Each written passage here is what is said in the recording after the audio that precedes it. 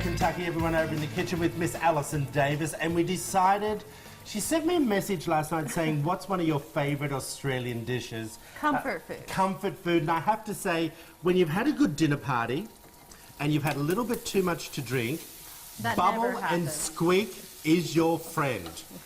So, Alison had some people over last night, and she has brought in some leftover vegetables. Right. You shouldn't cook them on the day, everyone. They should be from the dinner the night before. So we're reheating them and sauteing them, so they are definitely like softer Yes. than normal. You want them to be more, you know, cooked down, right?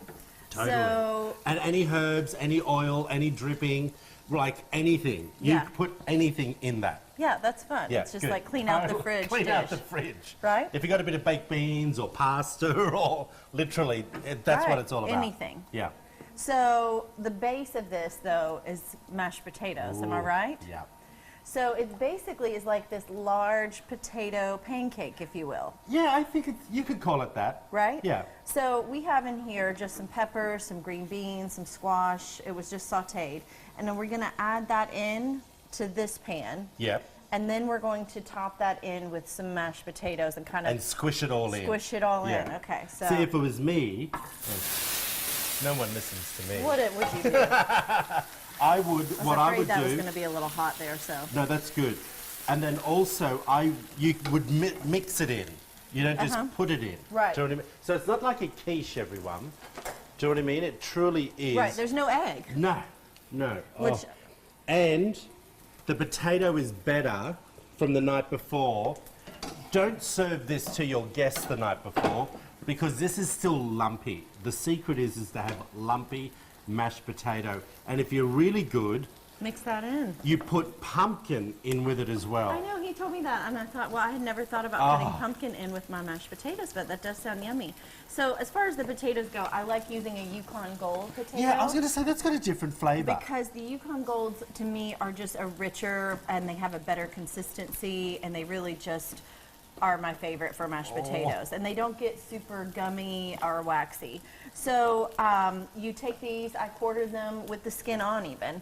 That's what makes the Yukon Gold so nice, is that you can really just use it with the whole skin. Is that the flavour in there from the skin? Do you It may think? be some of it, yeah, but it could also be the butter and the milk and the salt. We did put a lot of butter, yes. 2 sticks of butter. Yes, so this But was we made about a 5-pound bag of potatoes, and we definitely had 2 sticks of butter in there.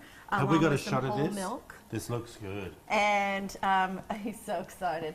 So all this week we are going to be doing kind of international comfort. Stop. I could so eat that right We're now. doing international comfort foods, and what do you think? I mean, and that's why I called you last night. Was what do you think of when you think of comfort food? And it's really oftentimes heavy, but it just feeds the soul, It does and it feed makes the you think of home. And here's the thing also, that you're completely right, and I haven't had this in America. Yay! Yeah, so I'm so excited to be eating it today.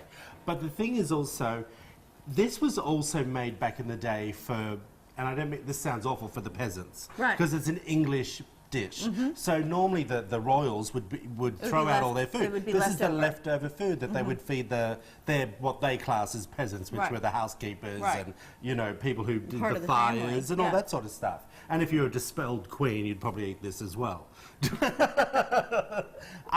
So this normally cooks for about 10 minutes maybe? Yeah, really, I mean, everything in it is already cooked, so you're not having to worry about anything being raw or undercooked. Yeah. You're really just trying to crisp up the edges, and then it will be flipped, is my understanding. And so the bottom of it, you really want to brown and try to crisp up and get a nice, like, sear. And because it's a potato, that should be pretty easy to do by just letting it sit and letting it just crisp. We did have a good bit of oil in the bottom, which I say is key, and you said Totally. definitely important, because that's going to help it to be able to not stick to the bottom and move a little So easier. it's going to help you with the hair of the dog. Have a nice Bloody Mary with some good vodka.